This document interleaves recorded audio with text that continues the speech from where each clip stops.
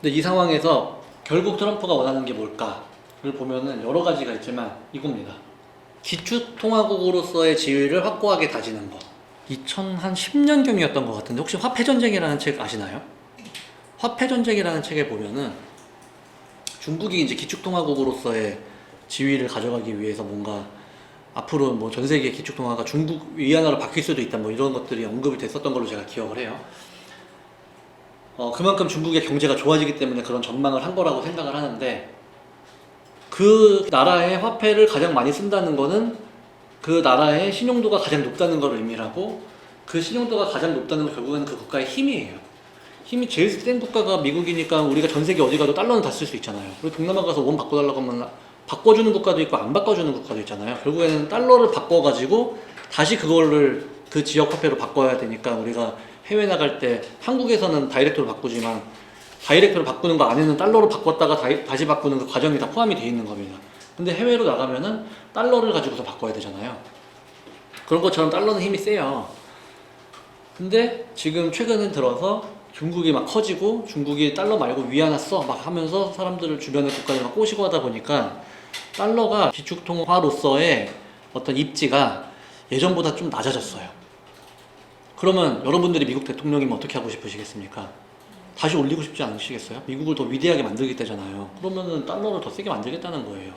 이거는 달러 가치를 올리겠다라는 게 아니라 달러를 최대한 많은 사람들이 쓰게 만들겠다. 지금 조금 줄었으니까. 일단 지금 보면은 이제 뭐 관세 전쟁 하면서 또 많은 언론에서 미국의 시대가 약간 끝난 것 같은 뉘앙스의 글들이 막 올라옵니다. 그러면 트럼프 일관성 없는 관세 정책 때문에 미국에 대한 신뢰감이 하락을 해서 달러 하락하고 뭐 채권 수익률 상승하고 그래서 미국의 위기가 온다. 이건 저는 일시적인 현상인 걸로 봐요. 그래서 트럼프도 시장 봐가면서 채권 시장 좀 불안해 하더라. 그러면서 약간 관세 같은 거 유예시키면서 채권 시장을 안정화시키는 기간도 있었죠. 이렇게 막 놀래가지고 채권 수익률이 올라갔다가 다시 이제 안정화되는 상황이 생겼는데 저는 지금 미국이 기축통화국으로서의 지위를 다시 다잡기 위해서 작업을 하고 있는 가장 큰 그런 충격적이었던 그 하나의 현상을 이거로 보고 있습니다. 러시아 우크라이나 전쟁. 스위프트라는 걸 아세요? 해외에다가 송금하고 할 때 은행 간의 코드 같은 것들을 줘서 결제를 할 수 있게 만들어주는 거예요. 송금도 하고 환전도 하고. 근데 그 코드가 없으면 못해요. 근데 이거는 미국, 영국, 일본 이런 국가들이 주로 거래를 많이 하기 때문에 걔네들의 힘이 셉니다. 근데 얘네들끼리 힘을 합쳐가지고 스위프트 제재라는 걸 해요. 너네 앞으로 출금 못해, 송금 못해, 이 결제망에서 너네 빼, 이렇게 되는 거예요. 그래가지고 러시아 우크라이나 전쟁이 딱 터졌을 때 미국이 러시아의 자금을 송금을 못하게끔 스위프트 제재를 가했어요. 너네 거기서 너네 전쟁을 갖고 이것도 가져가면은 예를 들어서 유럽에서 받아야 될 돈을 송금을 해주면 그 돈 가지고 너네 무기 만들어서 우크라이나 전쟁할 거 아니야. 그러니까 송금하지 못하게 다 막아 해가지고 막은 거예요. 근데 이런 걸로 뚫었어요. 100%다 뚫은 건 아니지만 다른 결제 수단을 통해 가지고 돈을 받은 거예요. 그러면 이거는 미국이 어찌 보면 자기의 힘을 가지고서 만들어 놓은 하나의 무기인데 이것도 근데 그게 뚫려버렸잖아요. 뚫리면서 러시아 계속 돈 받아가지고 전쟁을 하고 있고 이게 이제 가상화폐로도 계속해서 이어지고 있는 내용들을 이제 봤죠. 그러다 보니까 달러의 힘이 좀 약해졌네. 이렇게 이제 저는 생각을 했고 그럼 이거 달러의 힘을 강하게 하려면은 뭐 하면 되겠습니까? 저 뚫린 것들을 내가 가지면 되잖아요. 그래서 트럼프가 처음에 대통령이 되면서 미국을 세계 가상화폐의 수도로 만들 거라고 발표를 했어요. 그래가지고 막 가상화폐들이 또 엄청 오르고 했죠. 근데 이 중에서도 5종 암호화폐 전략자산은 뭐 기축을 이제 지시를 했다고 합니다. 그게 이거예요. 비트코인, 이더리움, 리플, 솔라나, 카르다노 뭐 이런 것들이에요. 저는 사실 뭐 가상화폐 투자자는 아니다 보니까 가상화폐에 큰 관심은 없습니다만은 거시경제를 보려면 이제 이걸 봐야 돼서 한 번씩 살펴봤고 저는 항상 이렇게 이게 굳이 왜 이거지? 비트코인, 이더리움은 워낙에 시총이 크고 사람들이 많이 사용하는 것들이니까 그런 거 알겠어. 근데 리플, 솔라나, 카르다노는 뭐야? 이거는 왜 이거를 선정을 한 거야? 해서 살펴봤더니 이 5개들이 각각 다른 기술로 인해서 만들어진 화폐였어요. 근데 각각 다른 이 기술로 만들어진 이 가상화폐를 통해서 여러 가지 미국의 어떤 감시망을 피하는 그런 거래들이 일어나는 거를 확인했으니까 얘네들 내가 패권 다 쥐고 내가 통제할게 해야겠다라고 이제 마음을 먹은 거라고 저는 생각을 합니다. 자, 이런 상황에서 코인 시장을 제가 왜 보냐 하면은 이것 때문이에요. 지금 이미 시장에서는 스테이블 코인이라는 걸 통해서 무역이나 통상에 대한 결제가 이루어지고 있다고 합니다. 남대문에서도 이미 스테이블 코인으로 결제가 되고 있다고 하는데 혹시 아시나요? USDT 이런 것들로 결제가 된대요. 한 2년 전쯤 일본의 어떤 사람들이 막 그런 얘기 많이 했었거든요. USDT의 뭐 시대가 오고 어쩌고. 근데 그런 게 실제로 결제가 되고 있다고 하네요. 근데 제가 이걸 왜 주목을 하느냐, 이거부터 조금 잘 들으셔야 되는데, 자 보세요. 여러분들 환전할 때 나는 1,400원 받는 줄 알고 갔는데 1,380원 주잖아요. 그리고 1,400원에 환전할 수도 있는 줄 알고 갔더니 1,420원에 환전해주고 이러잖아요. 근데 그게 다 스위프트에 연관된 거예요. 그래서 중간에서 대리인들이 수수료를 취하는 거죠. 그래서 스위프트를 통해 가지고 달러를 결제하려고 하면은 뭐 수수료도 내야 되고, 중간에 스위프트 수수료도 내야 되고, 은행에다가도 수수료 내야 되고, 이제 이런 일들이 있습니다. 근데 스테이블 코인을 활용하게 되면은 수수료가 거의 5분의 1 수준이고 은행 수수료는 아예 없어요. 그러면 여러분들이라면 뭐 쓰시겠습니까? 스테이블 코인 쓰시겠죠. 근데 이 스테이블 코인이 뭐냐? 그 US 달러에다가 가치를 고정시켜놨어요. 달러 가치랑 같이 움직이는 거예요. 그러니 달러의 디지털 화폐와 같은 역할을 해주게 되는 거죠. 그래서 USDT 가지고 있으면은 이거 나 달러로 바꿔줘 하면 달러로 바꿔주는 거예요. 그래서 이 스테이블 코인 시장이 실제로 이렇게 커지고 있대요. 지금 전체 가상화폐 시장이 2조 6천억 달러 정도 규모가 되는데, 스테이블 코인 시장이 지금 이렇게 1,700억에서 이제 2,300억까지 올라갔다고 합니다. 이게 아마 또 조금 더 올라갈 수 있을 것 같아요. 이게 앞으로 많이 사용이 될 테니까. 이 중에서도 USDT, USDC 이런 것들이 이제 성장률이 상당히 가파른데 이게 계속 올라가겠죠. 근데 이걸로 앞으로 에너지를 결제하게 된다면 어떻게 될까? 가 이제 저의 생각인 거예요.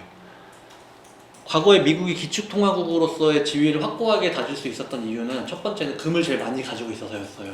금본위제 때 금을 가장 많이 보유하고 있으니까 금괴 막 들고 다닐 수 없으니까 이걸 종이로 가지고서 화폐 교환을 했고, 그게 달러로 사용을 했던 건데, 그걸 이제 금본위제를 폐지를 시키면서 했던 미국의 방법은 뭐였었냐면은 페트로달러였어요. 페트로달러 혹시 뭔지 아시나요? 오일머니라고 하죠. 기름을 무조건 달러로만 결제해. 그러니까 사우디아라비아가 기름을 제일 많이 생산하잖아요. 생산을 했었단 말이에요. 그러니까 사우디아라비아한테 모든 국가와 기름을 사고 팔고 할 때는 달러로만 결제해. 대신에 너네들 우리가 무기 가지고선 너네 나라 안전을 지켜줄게 해서 맺어진 협정인 거죠, 일종의. 그래서 달러로만 모든 에너지를 결제를 해야 되는데 모든 국가는 에너지가 필요하잖아요. 그러니까 달러로 계속 썼던 거예요. 근데 최근에 이제 미국과 사우디도 관계가 약간 악화되면서, 그동안은 미국이 기름을 제일 많이 사줬었는데 지금 미국이 자기가 직접 기름을 뽑아내잖아요. 그러니까 사우디로부터 많이 안 사줄 것 같은 거죠. 그러니 사우디도 먹고 살아야 되니까 어떻게 하겠습니까? 아, 이거 나 어디다가 팔지? 근데 중국이 사준대네. 근데 중국이 이거 앞으로 위안화로 결제하자, 이렇게 된 거예요. 그러니 사우디가 너무 많이는 안 되고 조금만 일단 한번 해보자, 이렇게 지금 돼 있는 상태예요. 그러면 앞으로 불보듯 뻔한 상황이 벌어지잖아요. 미국과 사우디의 관계가 악화되고 중국과 사우디가 관계가 좋아지면은 점점 이게 확대가 되면서 위안화가 국제사회에 널리 펼쳐지게 될 텐데, 미국은 그걸 막고 싶은 거고. 그러니 미국의 에너지를 전 세계 국가들이 사게끔 만들고 싶고, 그 산 부분에 있어서 현금의 흐름을 조금 더 원활하게 가져가면서도 수수료나 이런 부분들을 낮게 가져갈 수 있게끔 할 수 있는 방법이 스테이블 코인이 될 수 있을 것 같고, 그러면 앞으로 모든 미국의 제품들 팔고 다른 에너지를 파는 국가들한테 이런 거를 적용을 시킨다라고 하면, 그러면 스테이블 코인은 즉 달러니까, 달러가 다시 점유율을 높일 수 있는 상황이 만들어질 수 있는 거 아니야? 라는 생각을 이제 저는 해보게 된 겁니다. 그런데 이게 왜 중요하냐? 혹시 최근에 이제 채권 시장에 발작을 했을 때 중국이 미국 국채를 팔았다, 이런 거 기사 보신 적 있으세요? 이렇게 생각하시면 돼요. 이거 그냥 법칙이니까 채권은 가격이 떨어지면 금리가 올라간다, 이렇게 이제 공식으로 외우시면 되는데, 채권의 가격이 떨어진다는 거는 파는 사람이 많아지면 떨어지는 거잖아요. 사겠다는 사람은 없는데 팔겠다는 사람 많으면 가격 싸게 팔 수밖에 없으니까. 그러면 싸게 팔면 채권 금리는 이렇게 치솟겠죠. 채권 금리가 치솟으면, 아까 전에 이게 사실상 대출 금리인데, 그러면 아까 미국은 재정 적자를 완화시키기 위해서 금리를 낮추고 싶다고 했는데 금리가 올라가는 상황이 벌어지잖아요.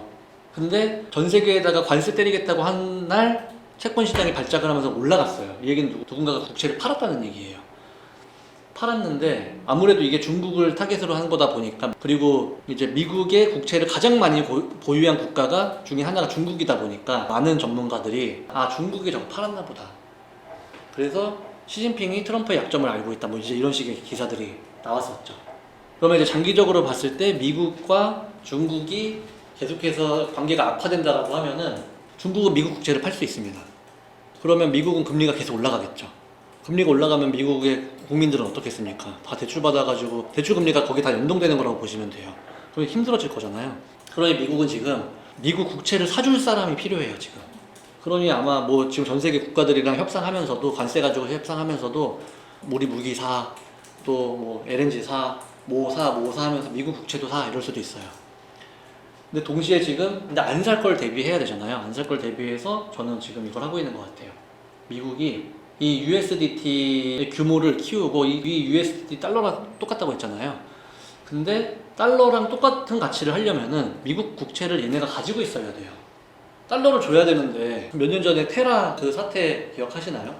달러랑 연동돼가지고 똑같은 거야 라고 해서 막 사람들이 많이 가지고 있었는데 달러로 바꿔줬더니 알고 보니까 달러가 없었어. 그래가지고 파산해버렸죠.